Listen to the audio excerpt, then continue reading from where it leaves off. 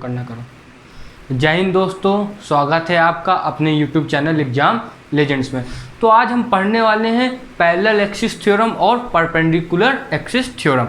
Rotational chapter चल रहा था, उसी के आगे की चीज़ है ना। और देखिए इसमें बहुत मिसकंसेप्शन रहते हैं सबके, और बहुत दिक्कतें भी रहती हैं, और बहुत जो प्रूविंग होती है उसमें भी कुछ मतभेद रहते हैं। क्या रहता है कि मतलब टीचर कुछ चीज़ बचने के लिए आपको कुछ चीज़ें नहीं बताएगा, मतलब कुछ चीज़ें में उसका भी थॉट प्रोसेस दिमाग का काम नहीं करता, ऐसा रहता है। तो हम क्या करेंगे, जो मिथ वगैरह हैं परपेंडिकुलर एक्सिस थ्योरम में और जो एक्चुअल रीजन्स हैं उनको जान के चलेंगे, और ऐसे करेंगे कि आप एक बार यहाँ से देख के जाओ कि फिर चाहे आपका स्कूल हो, कोचिंग हो, कहीं भी हो, ठीक है, आप कहीं भी कोई आपको दिक्कत नहीं होगी इसमें थ्योरम में। आप जहाँ से पढ़ते हो वहाँ से मैच करना, अगर कोई ऐसा तरीका भी आपको बताए, ठीक है। तो हम क्या सबसे पहले देखेंगे, परपेंडिकुलर दो थ्योरम है, परपेंडिकुलर एक्सिस थ्योरम और पैरेलल। तो पहले देखेंगे परपेंडिकुलर एक्सिस थ्योरम, ठीक है, ये देखेंगे हम लोग। अब परपेंडिकुलर एक्सिस थ्योरम जो है वो हमेशा लैमिना के लिए यूज होगी, यानी कि 2D ऑब्जेक्ट के लिए, 2D ऑब्जेक्ट के लिए ना, लैमिना मतलब जो जिसकी जो विड्थ है बहुत पतली हो, है ना, एज हम उसको क्या कंसिडर करेंगे, 2D ऑब्जेक्ट। इसमें तो कुछ दिक्कत नहीं है आप लोगों को। अब क्या होगा, इसमें जो ये चीज़ है इसका फॉर्मूला ये रहता है परपेंडिकुलर एक्सिस थ्योरम में, I Z equal to I X plus I Y, ये लास्ट में हमारे आएगा। तो ये रहता क्या है परपेंडिकुलर एक्सिस थ्योरम, तो कुछ सिंपल सी बात है, हमें कुछ टर्म्स दिए होंगे और कुछ निकालने होंगे, वो हम इसकी मदद से समझेंगे। लेकिन जो परपेंडिकुलर थ्योरम है आपकी, इसके कुछ कंडीशंस हैं, है ना। तो कंडीशंस आप कुछ यूँ लिखोगे, कंडीशन कुछ आप यूँ लिखोगे, जैसे हमारा एक्स है, वाई है और जेड है, तो इसमें पहली कंडीशन है X comma Y comma Z axis must be perpendicular. क्या होंगी, परपेंडिकुलर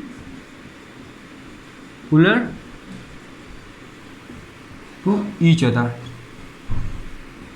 आपस में परपेंडिकुलर होंगी। ये तो सिंपल सी बात है। सेकंड जो इसकी कंडीशन है वो ये है कि जो हमारे एक्स और वाई हैं वो सेम प्लेन में रहेंगे, वो बॉडी के प्लेन में रहेंगे। X Y is lie on same plane ना, या फिर plane of body, same plane of body, ठीक है। जो हमारी थर्ड कंडीशन वो ये है, जो हमारी जेड एक्सिस होगी वो परपेंडिकुलर होगी किसके, प्लेन के अपने, ठीक है, परपेंडिकुलर होगी। थर्ड पॉइंट है हमारा, जो हमारी जेड एक्सिस है, जेड एक्सिस परपेंडिकुलर, ये परपेंडिकुलर का साइन होता है किसके, टू प्लेन, अब प्लेन बॉडी का ही तो है, टू प्लेन। ये 3 पॉइंट्स आपको याद रखने हैं, तब जाके हमारी प्रूविंग सक्सेसफुल होगी। पहला पॉइंट क्या है, X comma Y comma Z axis must be perpendicular to each other, तीनों आपस में परपेंडिकुलर होंगी, पहला पॉइंट। दूसरा X comma Y is lie, ये लाई लिखा है, ठीक है, लियॉन नहीं, lie on same plane of body. और तीसरा जो जेड एक्सिस हो बॉडी के जो है प्लेन के, बॉडी के प्लेन के परपेंडिकुलर होगी। कैसे समझोगे, अब हम प्रूविंग करेंगे बॉडी लेके, ऐसे मान लो ये ऐसे बॉडी एक ले लिए, ठीक, रैंडमली सिंपल सी। तो इसमें क्या होगा, आप देखोगे ये जो है हमारी ऐसे, ये एक्स एक्सिस, या फिर ये काम करते हैं इनको ऐसे ही बना ले तो कोई दिक्कत नहीं होगी। यहाँ पर ये एक्स एक्सिस हमारी हो गई, और थोड़ा सा शार्प बना लेते हैं तो जितना अच्छा ड्राइंग रहेगी इसमें तो उसमें समझ में ज़्यादा अच्छा आएगा, इसलिए आपको कन्फ्यूजन कुछ भी ना हो। ऐसे मान लीजिए ये ऐसे बॉडी है हमारी, ठीक है, ये ऐसे बॉडी है, ये आपकी एक्स एक्सिस जाएगी ऐसे, बिल्कुल ठीक, यहाँ तक कोई दिक्कत नहीं। अब देखो वाई एक्सिस आप ऐसे समझोगे कि ये प्लेन है, ये ऐसे प्लेन रखा है, बोर्ड को आप ऐसे समझोगे, ऐसे रखा हुआ है ना, तो वाई एक्सिस, एक्स एक्सिस ऐसे गई है, वाई एक्सिस ऐसे है, समझ में आ रहा है। वाई एक्सिस अंदर और बाहर टाइप की है, इससे हमारा जो प्लेन है वो ऐसा है, कैसा रहेगा, प्लेन आपका ऐसा रहेगा, प्लेन जो है वो ऐसा पूरा रहेगा। तो आपकी अगर एक्स एक्सिस ऐसी है तो वाई ऐसी होगी, तो ये एक प्लेन में नहीं है, बिल्कुल ये एक प्लेन में है।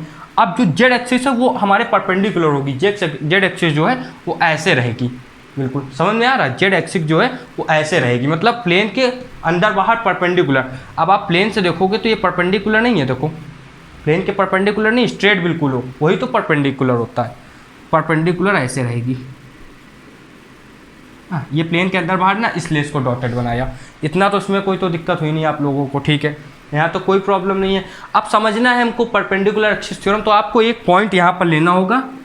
ये हमने ले लिया डीएम मास, कोई दिक्कत तो है नहीं इसमें। डीएम मास हमने जो लिया वो आप देखोगे ये हमारी एक्स है, ये वाई है, ये जेड है, इसमें तो कोई दिक्कत नहीं, ठीक है, एक्स वाई जेड। अब हमने डीएम मास लिया तो आप देखोगे एक्स से कितना दूर है, एक्स से दूर है वो आप वाई में नापोगे, एक्स से कितना दूर है, और वाई इससे वाई से कितना दूर है ये आप एक्स में नापोगे, ठीक है। देखो समझो, ये एक्स है, ये एक्स एक्सिस है, इससे कितना दूर है ये वाई में तो आएगा। देखो ये वाई के, ये आप किस में नापोगे, वाई में नापोगे ना। इसको एज अ देखो, अगर देखो हम लोग के पास वो डिजिटल बोर्ड तो है नहीं, इसको अगर आपको समझना है तो आप प्लेन में समझोगे। जैसे मान लीजिए ये एक्स है हमारा और ये वाई है, तो जो वाई की डिस्टेंस आप नापोगे वो एक्स में नापोगे और एक्स की डिस्टेंस वाई में, ठीक। इतना तो समझ में आ रहा, कोई दिक्कत नहीं है, ठीक है। ये ऐसे रहेगा, इसे हमारा ये वाई बना हुआ है तो ये वाई की डिस्टेंस रहेगी, वाई की डिस्टेंस ये ऐसे है ना। इतना आपको समझ के चलना है, इसमें तो कोई दिक्कत नहीं हुई, ठीक है। अब देखो एक चीज़ और है, अगर थोड़ा और अच्छे से समझना है तो उसमें एक चीज़ कर सकते हैं, देखो क्या रहेगी, इसको और अच्छे से अगर फिगर बनाना चाहें ना, ये भी तरीका सही था, इसमें कुछ नहीं। अगर और अच्छे से फिगर बनना है, बिल्कुल डिट्टो समझ में आए, जैसे यही सेम हमारा फिगर है ऐसे करके, है ना। फिगर आप ऐसे बना सकते हो खुद भी, क्योंकि रैंडम बॉडी है, उसमें कुछ नहीं है। हम क्या करेंगे, वाई हो उसको एक्स को ऐसे मान लेंगे, जैसे ये हमारा एक्स है, ये वाई है, और जेड को दिखाना है कि ये जो हमारी बॉडी उसके आर पार जा रहा है, तो जेड को आप ऐसे बना लो, जेड को आप ऐसे बना लो, ठीक है। इसमें तो कोई दिक्कत है नहीं। तो छोटा सा काम आ गया था बीच में, इसलिए हमको स्टॉप करना पड़ा। तो हम लोग कहाँ थे, जेड एक्सिस के परपेंडिकुलर प्लेन रहता है ना, जेड एक्सिस मतलब जो जेड एक्सिस है वो परपेंडिकुलर होती है प्लेन के, है ना। इसके बाद हम लोग यहाँ पर आए थे, ये देखो यहाँ पर आप देखोगे कि हमने ये एक कोई पॉइंट माना, ठीक है, ये एम पॉइंट मान लिया ना, इसको एकदम इधर मानना है आपको। ये एक कोई पॉइंट माना डीएम मास का। तो आपको एक चीज़ देखनी है, जो एक्स एक्सिस से कितना दूर है ये आप वाई में नापोगे, और ये वाई एक्सिस से कितना दूर है ये आप किस में नापोगे, एक्स में। देखो वाई से कितना दूर है, हम एक्स के उसमें अलॉन्ग में जा रहे हैं, और एक्स से कितना दूर है वाई के, बिल्कुल कोई दिक्कत नहीं। और जेड जो है उससे कितना दूर है वो आप ऐसे नापोगे, कोई दिक्कत नहीं ना, ऐसे नापोगे सीधा बिल्कुल, क्योंकि बाहर आना है। देखो भाई 3D है नहीं, तो हम कोशिश करेंगे आप जितना अच्छे से विजुलाइज कर सको 3D में। ये वाई ऐसे, एक्स ऐसे जा रहा है, वाई ऐसे जा रहा है, तो जेड ऐसे आ रहा है बाहर की तरफ, समझ रहे हो, जेड ऐसे आ रहा है। ये चीज़ है बस सिंपल सी। तीनों परपेंडिकुलर हुई कि नहीं, बिल्कुल परपेंडिकुलर हुई। ये हमारा हो जाएगा कितना, ये आपका वाई होगा, ये एक्स होगा, और ये जो है जेड वाला इसको हम मान लेंगे अभी फ़िलहाल में जो इतनी डिस्टेंस है इसको हम लोग आर मान लेंगे। यहाँ तक तो कोई दिक्कत नहीं, ठीक है। तो हमको क्या करना है, ये कंडीशंस आपने लिखी, अब आगे सिंपल सी थोड़ी बहुत चीज़ें करनी है, ये कंडीशंस नोट करनी है, ठीक है, थोड़ी सी चीज़ करनी है आगे, देखो बस प्रूफ हो जाएगा। यहाँ से प्रूविंग चल रही है, ये हमने इतना किया, यहाँ से हम प्रूफ कर रहे हैं, ये जो चीज़ है इसको प्रूफ करना है, ठीक है।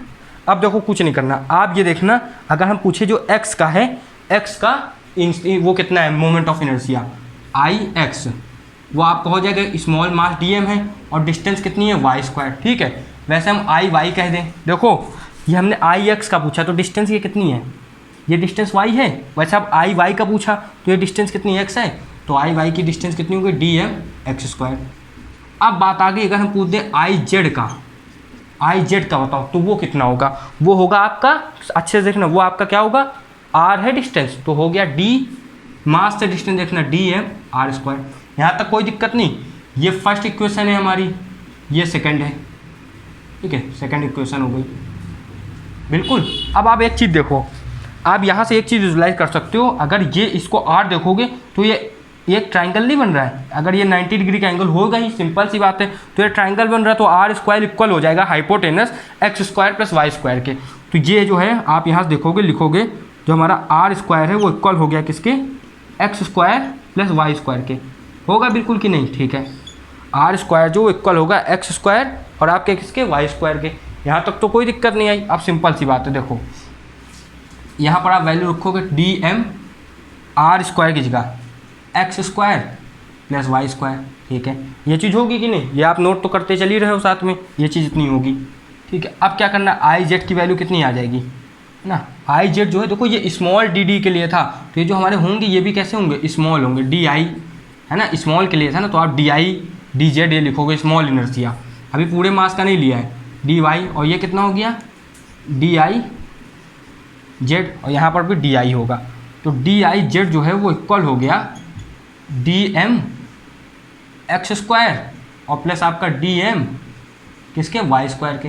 बिल्कुल हुआ कि नहीं, यहाँ तक कोई दिक्कत है, ये चीज़ तो आ गई। अब आपको आगे करना क्या है, आप बस इंटीग्रेट कर देना इनको। ये जो डी जेड है, डी आई जेड तो यहाँ पर ऐसा लिखा ही हुआ है, ये चीज़ वैल्यू थी, ये इतना आ गया, ये आगे सॉल्व हो गया। अब जो डी आई जेड है उसकी जगह हम नहीं लिख सकते, इसको ऐसे भी लिखे रहने दो, कोई दिक्कत नहीं, डी आई जेड ही लिखे रहने दो। अब सिंपल सा क्या करना, आप इंटीग्रेट अगर कर दोगे, इनको इंटीग्रेट कर दोगे तो टोटल मास आ जाएगा। तो ये स्मॉल आई जेड से बड़ा आई जेड बन गया, ये डी एम एक्स स्क्वायर क्या हो गया आपका, डी एम एक्स स्क्वायर हो गया आई एक्स बड़ा वाला जब हमने इंटीग्रेट कर दिया मास, तो भाई सिंपल सा है, एक्स स्क्वायर के डिस्टेंस तो कितना हो गया आई एक्स, और ये हो गया आपका आई वाई। ये इतना सिंपल सा था प्रूव करना, कोई दिक्कत नहीं है। ये समझ में आया कि नहीं स्टेप। यहाँ पर ये डी आई जेड है, ये इन दोनों की इक्वल नहीं हुआ, जब आप इंटीग्रेट करोगे तो पूरा नहीं आ जाएगा, जब इंटीग्रेट करोगे तो पूरा नहीं आ जाएगा। अगर यहाँ दिक्कत हो तो आप ऐसे कर सकते हो, इसको आप लिखोगे I Z D I Z, simple सा देखो ये चीज़ आ गई है, इतना तो समझ में आया, ये कोई दिक्कत नहीं। अब ये जो हमारी आई है इसको हम लिख सकते हैं डी आई एक्स और इसको लिख सकते हैं डी आई वाई। अब इनको इंटीग्रेट कर दो, आपका आंसर वो वाला आ जाएगा, पहले वाला। ये चीज़ तो थी, यहीं से प्रूविंग हो गई हमारी। अब इसके ऊपर कुछ क्वेश्चन देख लेते हैं, परपेंडिकुलर एक्सिस थ्योरम से क्वेश्चन आसानी से बनेंगे। चलो इसके आगे देखते हैं। अब देखो आप लोग को फॉर्मूला तो याद हो गया, क्या है, I Z equal to I X plus I Y. इसको अपने मन मंदिर में बिल्कुल बसा लेना है, ठीक है। अब क्वेश्चन आ गया हमारे पास, देखो जो हम लोग ने पढ़ चुका है कल के लेक्चर में, हम लोगों ने पढ़ा है मोमेंट ऑफ इनर्शिया में वो क्वेश्चन कैसे होंगे। आपको ये दे दी है हमारी डिस्क, ये डिस्क दी है, डिस्क यानी कि पूरी सॉलिड है, सीडी नहीं आती थी उसी की तरह, बिल्कुल कैसेट जिसको कहते हैं ना, कैसेट साइड तक। तो ये आपकी क्या हो गई, डिस्क है बिल्कुल, ठीक है। अब देखो यहाँ क्या है, आपको पता था कि जब हम लोग ने निकाला था परपेंडिकुलर वाला एकदम, मतलब जो इस प्लेन के परपेंडिकुलर था, आई जेड वो हमारा होता था एम आर स्क्वायर अपॉन 2 होता था। ये सब याद कर लिए हैं ना, कल के लेक्चर्स में होते हैं, चलो आज रिवीजन हो जाएगा। तो आई जेड होता था एम आर स्क्वायर अपॉन 2। आपसे कह दिया बताओ एक्स एक्सिस का कितना होगा, इसके लिए ये फॉर्मूला इंपॉर्टेंट है। आपको फॉर्मूला पता है आई जेड, चलो वहाँ लिखा तो हुआ ही है ना, दोबारा क्यों लिखे।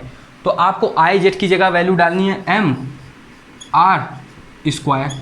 अब यहाँ से आप जो फिजिक्स की बहुत मेन चीज़ है ना, पूरे यूनिवर्स में जो सबसे मेन चीज़ है वो सबसे ज़्यादा फिजिक्स में लगती है, उसकी वैल्यू आप देखना। आप एक चीज़ देखना, ये x यहाँ पर है तो y कहाँ पर होगा, y यहाँ पर होगा। देखो ये चीज़ ऊपर जा रही है प्लेन में, ये चीज़ देखो, ये चीज़ है कैसे आप समझना। ये x एक्सिस हमने ऐसे बनाई भले y एक्सिस, लेकिन y एक्सिस ऐसे है। जैसे मान लीजिए ये दो पेन है, कहाँ गया, ये अगर x एक्सिस ऐसे है ना तो y एक्सिस ऐसे है, ऐसे है, समझ रहे हो ना, मतलब अगर x एक्सिस ऐसे है तो y एक्सिस ऐसे है। अब ये एक प्लेन में नहीं है क्या, देखो एक प्लेन में कैसे जानोगे, अगर मान लो हम नीचे अपना हाथ रख दें, नीचे अपना हाथ रख दें, तो ये एक प्लेन में नहीं है, बिल्कुल एक प्लेन में। तो ये y ऐसे क्यों बनाई है भाई, डायग्राम तभी तो बन पाएगा, तो वो x के z के साथ अलाइन नहीं कर जाएगा। और z ऐसे है, ये z ऐसे ऊपर जा रहा है बिल्कुल, तो z देखो प्लेन के परपेंडिकुलर हो गया, ठीक है, ये z है हमारा। अब आप एक चीज़ देखना, अगर हमने इसके अलॉन्ग लिया x एक्सिस में तो कितना आएगा, जितना y एक्सिस में आएगा। क्यों, अगर हमने इससे काटा तो ये बराबर में डिस्क को नहीं काट रहा, वैसे हमने अगर y से काटा, फिर से देखो इस किताब से समझ पाओगे, इससे बीच में रखा है x से, अब दोनों तरफ बीचों बीच में रख दो तो दोनों तरफ बराबर कटेगा। वैसे हम ऐसे काट दें y में तब भी बराबर कटेगा। जब बराबर कटे, जिसको कहते हैं सिमेट्रिकल कट, तब क्या होता है, दोनों की वैल्यू सेम होती हैं। तो आप यहाँ पर आई एक्स की जगह आई एक्स रखो, क्योंकि हमको निकालना क्या है, आई एक्स के लिए इनर्शिया निकालना है। और आई वाई की जगह भी आई एक्स रख सकते हो, क्यों, क्योंकि आई और वाई सिमेट्रिकल कटिंग कर रहे हैं। ये किस में नहीं लग सकता, इस बॉडी में नहीं लग सकता। आई ऐसे काट रहा है, वाई ऐसे काट रहा है, क्या सिमेट्रिक है ये, बिल्कुल नहीं। जब सिमेट्रिक हो, एक सर्कल हमेशा सिमेट्रिक कटिंग करता है, ठीक है, याद रखना। अगर इसमें आप डायगोनली भी काटोगे तब भी सिमेट्रिक ही कटेगा, क्योंकि वो डायमीटर तो हो ही जाएगा, डायगोनली जाता तो सेंटर ही से है, बिल्कुल। तो वैल्यू हो गई M R square upon 2 equal to किसके हुई, 2 आई एक्स के। तो वैल्यू आपकी कितनी हो गई, I X equal to M R square, ये 2 नीचे चला गया 4, ये x के अकॉर्डिंग होगी, जो x के अकॉर्डिंग है वही आई वाई हो जाएगी, क्योंकि दोनों इक्वल हैं सिंपल में। इसमें तो कोई दिक्कत हुई नहीं। प्लेन का देख लेते हैं। अब इसके बाद क्या आ सकता है, रिंग का, जिसको कहते हैं हॉलो वाला फिगर आ गया, तो उसमें क्या होगा ना, 3 लेंगे, एक प्लेन वाला लेंगे, फिर हम देखेंगे पैरेलल एक्सिस थ्योरम। तो अब ये आपका आ गया यहाँ पर, ये रिंग है, बीच से पूरी खाली है, रिंग है ना, ये सिंपल सा यहाँ पर। इसका आई जेड की वैल्यू क्या होती थी बताओ, सबको याद है कि नहीं? अगर हम ऐसे परपेंडिकुलर देखते थे तो आई जेड की वैल्यू आती थी mr², ठीक है। डिस्क होता था mr²/2, ये होता था mr², बिल्कुल। हमसे कह दिया है फिर से आई एक्स बताओ, ठीक है, ये बताओ आई एक्स बताना, फिर से कुछ नहीं करना, सेम चीज़, आई जेड की जगह वैल्यू धर दो mr²। अब ये आई एक्स आई वाई सेम होंगे तो हो जाएगा फिर से 2ix, तो आई एक्स की वैल्यू कितनी आ गई mr²/2। ये तो आसानी था, इसमें तो कुछ है ही नहीं, देखो सेम ही वही तो है। वहाँ mr²/4 आया था क्योंकि यहाँ पर mr²/2 था, यहाँ mr²/2 आया है क्योंकि यहाँ पर mr² है केवल, ठीक। अब इसके बाद हमारे पास आ गया लेमिना एक, कैसा लेमिना, क्वेश्चन ही है ना ये, स्क्वायर लेमिना, स्क्वायर लेमिना। तो इसका क्या होगा ये आपको बताना है, लगभग स्क्वायर है ये, ए साइड है, ठीक है। तो हमसे पूछ दिया आपकी बार, ये देखो ये हमारा होता है x, ये होता है y, ठीक है। जब x y ऐसे दिखाएंगे तो z को ऐसे दिखाते हैं, ये अंदर से बाहर जा रहा है ऐसे दिखाते हैं, ये z है। तो z के उसमें आपको पूछा है, फॉर्मूला क्या होता है परपेंडिकुलर एक्सिस का, I Z equal to I X equal to I Y. अब ये याद रखना, किसको किसको कल का लेक्चर अच्छे से याद है ना, जिसने नोट्स बनाए होंगे अपने खुद के उसको तो पक्का याद होगा। क्योंकि भाई देखो, अगर आप इसको लेक्चर्स को देखोगे और देखते रहोगे केवल, तो एट द टाइम आपको लगेगा कल अपने स्कूल जाओगे, बच्चों अपने दोस्तों से बात करोगे और लगेगा हमको तो सब आता है, ठीक है। फिर यही चीज़ 10 दिन बाद आएगी, तब क्या होगा आप वो चीज़ भूल जाओगे, लेकिन है ना, फिर क्या होगा, फिर हमारे वीडियो के पास आओगे कि चलो वीडियो देख लेते हैं, ये होगा। और दूसरा क्या करेगा एक बच्चा कि वीडियो के नोट्स बना लेगा, फिर पता है ये जो पूरा लेक्चर है, लेकिन हाँ लेक्चर बनाने के बाद तुरंत रिवाइज करो, ठीक है। पूरा आपने देखा लेक्चर है ना, पहले तो नॉर्मल स्पीड में देखो, फिर 2 की स्पीड में देखो। अगर आपके कॉन्सेप्ट क्लियर है पहले से, आप रिवीजन करने आओ तो 2 की स्पीड में देखो, लेकिन नोट्स जरूर बनाना, ठीक है। अच्छे नोट्स, शॉर्ट्स नोट्स ज़्यादा बढ़िया रहते हैं, है ना। जिसे मान लो पूरा एक बार समरी हो जाए तो आप पूरे चैप्टर के 2 3 4 पेज में ख़त्म करने की कोशिश करो। अब यहाँ पर वैल्यू डालनी है, इसकी वैल्यू क्या थी, x के अलॉन्ग ma² वैसे आती क्या थी, रेक्टेंगुलर लेमना था तो ml²/12 और mb²/12, लेकिन यहाँ तो स्क्वायर है तो ma²12 सॉल्व करोगे आएगी ma²/6। अब इसमें तो कोई दिक्कत नहीं है, डिनोमिनेटर सेम है, दोनों ऐड होंगे, 2/12 6 कट के 6 आ जाएगा, ये होगी सिंपल सी वैल्यू, कोई दिक्कत नहीं। अब चलो देखते हैं पैरेलल एक्सिस, है ना, उसको भी निपटाते हैं। अब हम क्या देखने वाले हैं, parallel axis, parallel axis theorem. अब देखो इसमें क्या है, कोई बाउंडेशन नहीं है, ये 1 2 3 डी ऑब्जेक्ट्स में आराम से लग सकता है ना, 4D ऑब्जेक्ट भी कोई होता है, आप कमेंट में लिखना ना 4D ऑब्जेक्ट, जो बताएगा भाई उसको मतलब समझ लो जीनियस आदमी, 4D ऑब्जेक्ट का एक नाम बताएगा। अब जो मार्वल की मूवी देखते हैं वो तो तुरंत बता देंगे, ठीक है, 1 2 3D ऑब्जेक्ट में लग जाएगा। परपेंडिकुलर एक्सिस में लिमिटेशन ये थी कि परपेंडिकुलर एक्सिस थ्योरम जो थी वो केवल 2D ऑब्जेक्ट के लिए थी, 1D में मतलब 2D के लिए थी, 1D के लिए कहाँ से होगी ना, 2D के लिए होगी। ये 1D में लग सकती है, लेकिन इसमें भी आप 1D हटा दो, 1D में भी लग सकती है, अगर कुछ ऐसा केस आया आप अगर हमारे सामने लेके आए तो देखा जाएगा, ठीक है। सिंपल सी ये चीज़ है, पैरेलल एक्सिस थ्योरम जानना है। फिगर बना ले वैसे अपना उल्टा सीधा कुछ भी, ठीक है। ऐसे तो रैंडम फिगर बनाते हैं ना, कोई भी टीचर होगा कहीं भी कोचिंग में रैंडम फिगर बनाना चाहेगा कि आपको और अच्छे समझ में आए। इसमें क्या होगा, हम इसको एक को सेंटर ऑफ मास से पास कराएंगे। अब आप कहोगे कि सेंटर ऑफ मास बीचों बीच में होना चाहिए, यहाँ पर क्यों? अगर ये दिमाग में क्वेश्चन आया होगा, वैसे 90% बच्चों के कहो ना आया हो या फिर 90% के आगे आओ ना, कैसा आप माइंडसेट है उस हिसाब से। देखो यहाँ पर मास थोड़ा कम है, यहाँ ज़्यादा है, तो सेंटर ऑफ मास तो वहीं आएगा ना जहाँ बैलेंसिंग होगी, तो आप मान के चलोगे यहाँ पर बैलेंस हो सकता है, बिल्कुल। अब देखो पैरेलल एक्सिस थ्योरम है तो दूसरी जो बनेगी लाइन वो ऐसे बनेगी यहाँ पर, ठीक है, यहाँ पर बनेगी, इसको कहते हैं हम ICOM। इसके अलोंग अगर हमने निकाला इनर्स किया तो वो IOM आएगा, मतलब ICOM आएगा, और यहाँ पर केवल I, ठीक है। अब इसका फॉर्मूला क्या होता है, ये I equal to I centre of mass से प्लस ma², यही प्रूफ करना हमको, ये होता है आपका पैरेलल एक्सिस थ्योरम।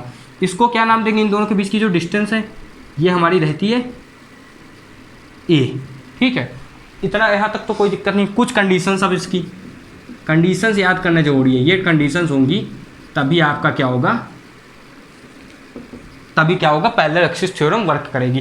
पहली कंडीशन तो ये है कि जो हमारी दोनों एक्सिस, टू एक्सिस, एक एक्सिस सेंटर ऑफ मास की, एक ऐसे normally two axis must be parallel. ठीक है, पैरेलल ऐसे ही बनाया जाता है, या फिर लिखना हो पैरेलल तो लिख दो पैरेलल। ओके, दूसरा पॉइंट क्या है, ए जो है, जो डिस्टेंस है, ए डिस्टेंस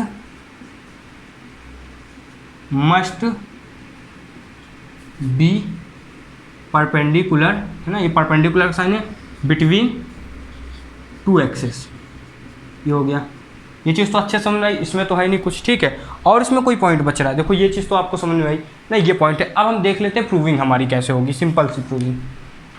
ये चीज़ तो समझ में आई ना, इसको मिटाना नहीं है, ये आपको इतना समझ में आ गया ना, यहीं पर हम लोग प्रूविंग स्टार्ट करेंगे। ये तो आपने नोट किया, ठीक है, जगह कम है थोड़ी सी तो उसी हिसाब से चलना पड़ता है। अब देखो क्या करना है, हमको यहाँ पर एक मास मान लेना है। ठीक है, कोई दिक्कत नहीं है, यहाँ पर एक मास मान लेना है dm। कितनी डिस्टेंस दूर है ये हमारी, r डिस्टेंस, यहाँ तक तो कोई दिक्कत नहीं है। सिंपल सा अपना नॉर्मली वो लगा दो, स्मॉल मास के लिए कितना होगा di, बिल्कुल कितना है ये मास, dm है, तो आ गया हमारा dm r²। ठीक है, ये किसके लिए था, ये COM के लिए था। इधर से अगर हमने देखा, ये सेंटर ऑफ मास से देखा, जो इनर्शिया है वो सेंटर ऑफ मास से हम अगर गो थ्रू करेंगे। अब हम कह दें di स्मॉल, ठीक है ना, ये एक पॉइंट है, ये अलग लिखा है, इसके नीचे दूसरा पॉइंट चलेगा। ठीक है, तो अगर हमसे कह दें कि ये इससे अगर हमने गो थ्रू किया तो क्या होगा ना, ये दूसरा पॉइंट है हमारा, ये आपका क्या रहेगा, di जो है वो हो जाएगा I dm।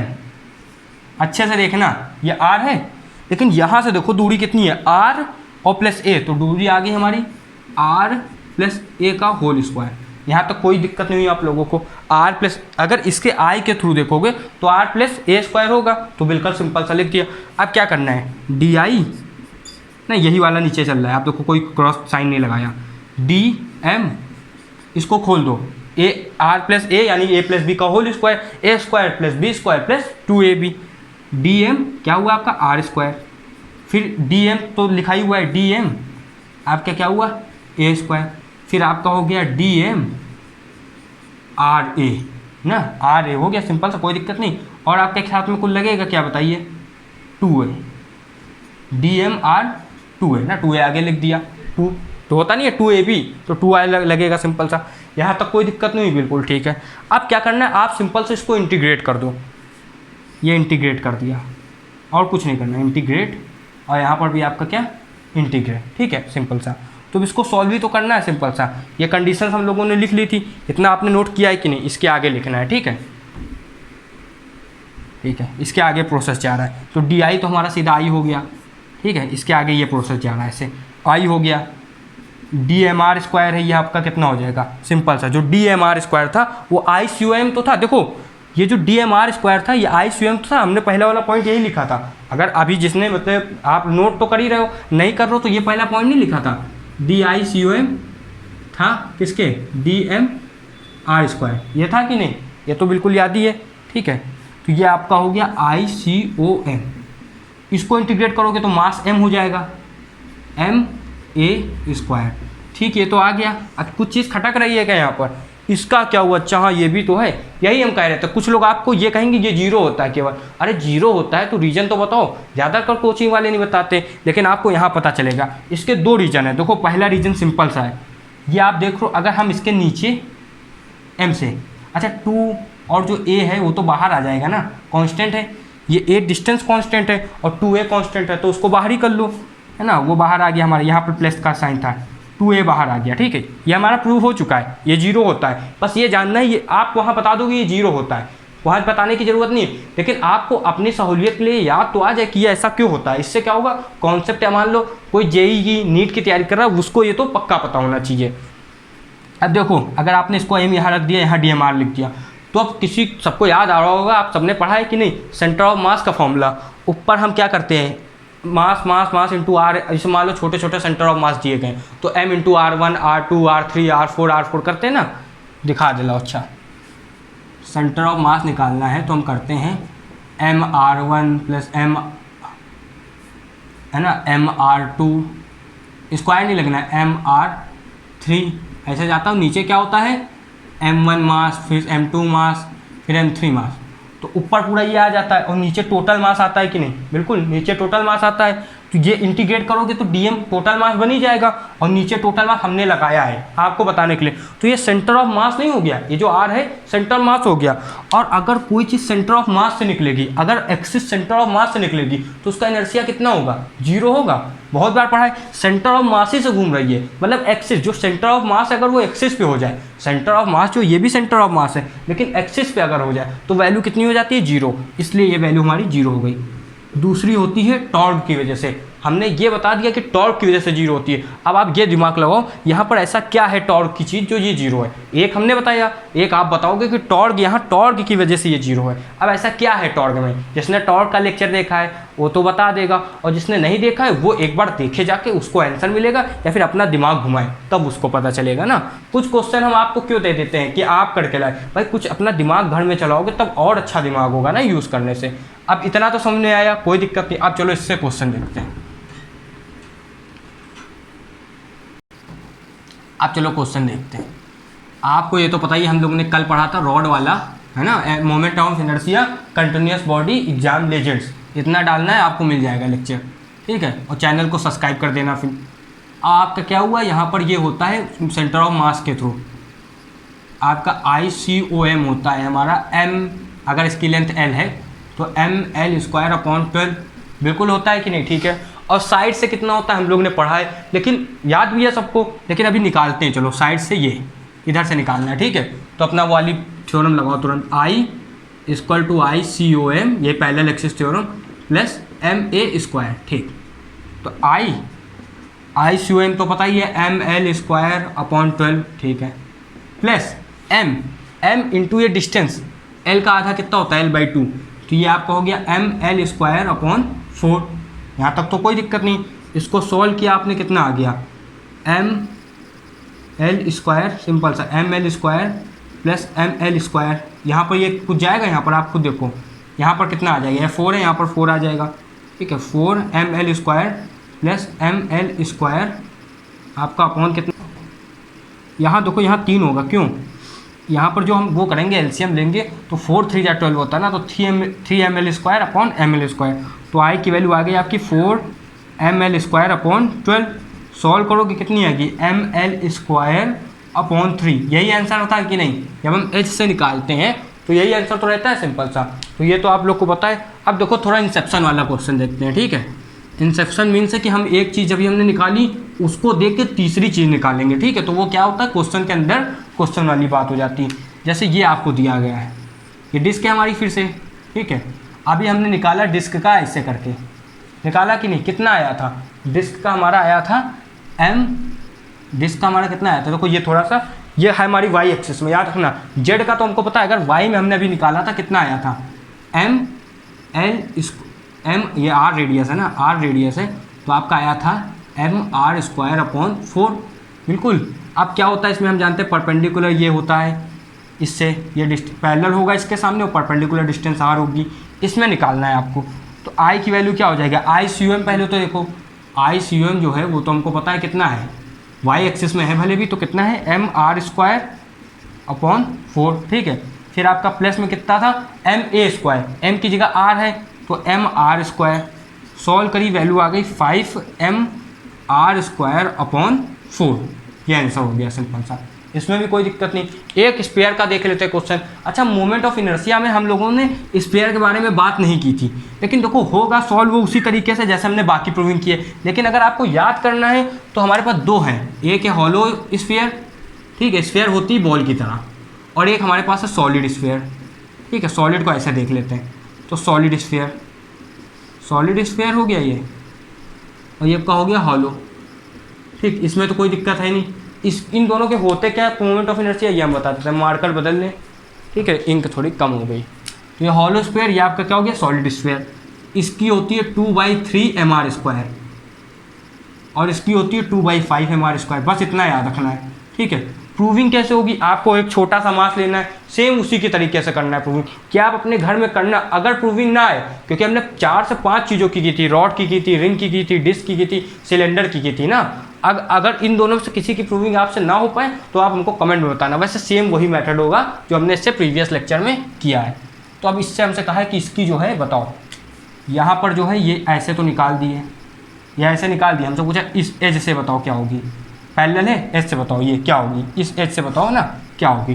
फॉर्मूला लगाओ, I equal to I C O M plus M A square, यही फॉर्मूला था ना, 2-3 बार लिख दिया है कि अब फॉर्मूला याद हो जाए। I equal to I C O M कितना है 2.5 एम आर स्क्वायर प्लस हमने कितना लिखा एम ए स्क्वायर कितना हो जाएगा, एम सेम ही रहेगा मास है क्योंकि एम, ठीक है, इंटू आर स्क्वायर होगा क्यों, क्योंकि इसकी रेडियस आर ही तो है ना, यही डिस्टेंस तो देखते हैं, एम आर स्क्वायर।